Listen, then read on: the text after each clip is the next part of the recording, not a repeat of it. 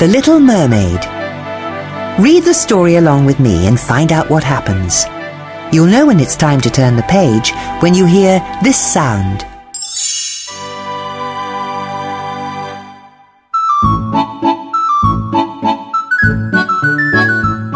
Far beneath the ocean's surface lived the enchanting Mer people. Their ruler was King Triton. He had 7 daughters, and Ariel, his youngest, loved to sing. Triton was so proud of Ariel's voice that he had planned a royal concert. All the Mer people would be there, and Sebastian, the court composer, was really looking forward to conducting his new symphony before the king. The day of the concert finally arrived. To introduce Ariel, her 6 sisters swam in front of a large seashell. When Sebastian gave the sign, they opened the shell. But instead of Ariel appearing, the shell was empty.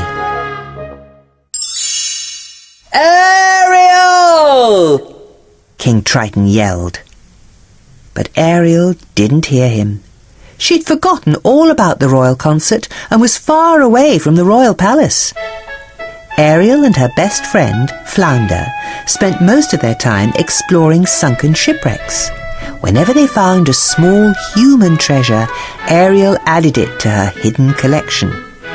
On this particular day, Ariel and Flounder were exploring an old shipwreck. Flounder thought the place was scary, but Ariel was very excited. She even found an object she had never seen before, a fork. "What is it?" Flounder asked. "I don't know," replied Ariel excitedly. "But I bet Scuttle will." So the two of them swam to the water's surface to find Ariel's friend, a seagull named Scuttle. Ariel showed Scuttle her new treasure. "I do believe this is a dingle hopper," said Scuttle. "Humans use these little babies to straighten their hair out." Just then, Ariel remembered that she was supposed to sing at the concert, and she and Flounder hurried home. Back at the palace, King Triton was so angry that he ordered Sebastian to follow Ariel and keep her out of trouble. Later that day, a huge shadow darkened the waters above her secret cave. "What do you suppose?" began Ariel. Before Sebastian could stop her, Ariel swam to the surface and discovered that the shadow was actually a ship. Ariel pulled herself up to the edge of the deck, where she saw humans. She was fascinated by the handsome young man the others called Prince Eric. He was looking at his birthday present, a huge, foolish statue of himself. "Huh," said Eric. "It's really something." "Hurricane a-comin'!" a sailor suddenly shouted. The ship began to pitch and roll in the storm. Then a bolt of lightning struck the mast and set the ship on fire. "Look out!" yelled Eric as the ship hit some tall rocks. The men jumped into the lifeboats, but before Eric could leap from the deck, an explosion knocked him unconscious and threw him into the sea. Ariel dove into the fiery debris to save Eric. Using all her strength, she swam with him toward shore and pulled him onto the sand. "Is he dead?" Ariel asked. It's hard to say," replied Scuttle as he listened for Eric's heartbeat to see if the prince was alive. Unfortunately, Scuttle was listening to Eric's foot, but Ariel saw that he was breathing and sang softly to him. When Ariel heard voices approaching, she quickly disappeared into the water. Then Ariel and her friends watched from a large rock. Eric had never seen Ariel, he'd only heard her beautiful voice. But Ariel had fallen in love with him.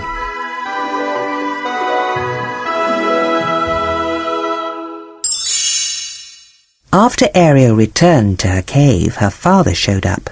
Without meaning to, Sebastian told the king that Ariel was in love with a human. Triton was furious. "Contact between the human world and the Mer world is strictly forbidden," he thundered.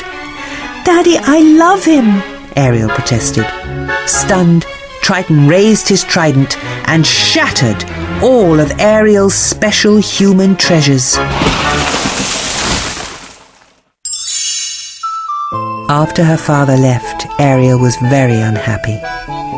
Then 2 evil eels, Flotsam and Jetsam, slithered out from behind some rocks. "Don't be scared," said Jetsam. "We represent someone who can help. Someone who can make all your dreams come true." Before she knew it, Ariel was inside the deep, dark cave of Ursula, the Sea Witch. The Sea Witch offered to help Ariel visit the prince for a fee. "Now," said Ursula, "here's the deal. I'll make you a potion that will turn you into a human for 3 days. If the prince kisses you before sunset on the 3rd day, you'll remain human permanently. But if he doesn't," Ursula added, "you'll turn back into a mermaid, and you'll belong to me." Like all mean witches, Ursula wanted something in return. "What I want from you is your voice," Ursula exclaimed. Then Ursula recited a magical spell, and a mist rose up, surrounding Ariel. Reluctantly, Ariel signed her name to Ursula's deal. The little mermaid's voice was sucked from her throat into a shell necklace around Ursula's neck.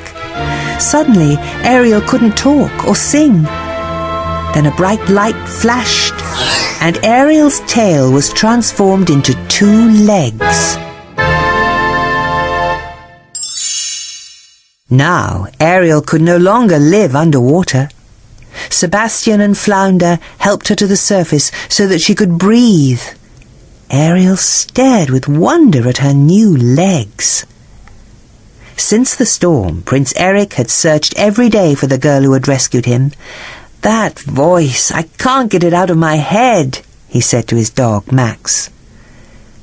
When Eric saw Ariel, he thought he had finally found his rescuer, but because she couldn't speak, he said, "You can't be who I thought you were."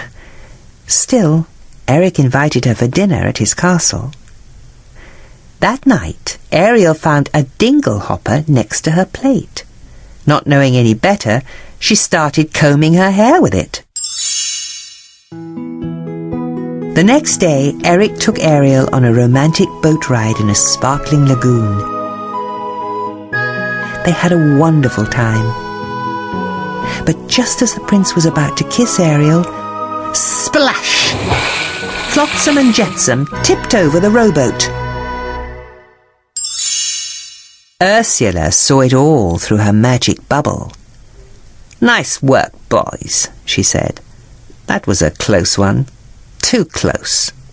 Worried that the prince would kiss Ariel before sunset the next day, Ursula came up with a wicked plan. She turned herself into a beautiful young woman and called herself Vanessa.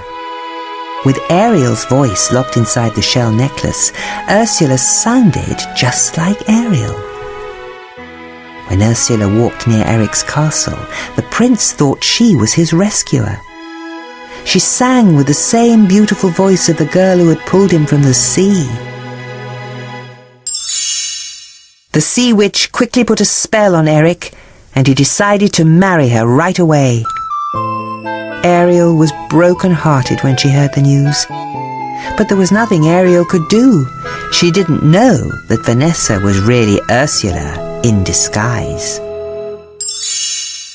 On the day of the wedding, Ariel, Flounder and Sebastian were near the water's edge when Scuttle arrived. "The prince is marrying the Sea Witch in disguise," announced Scuttle. Ariel and her friends hurried to the ship.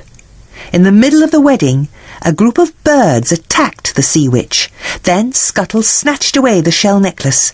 The necklace fell onto the deck. A golden mist streamed from the broken shell and into Ariel's throat. Overwhelmed with joy, Ariel started to sing, and Eric rushed towards her to kiss her.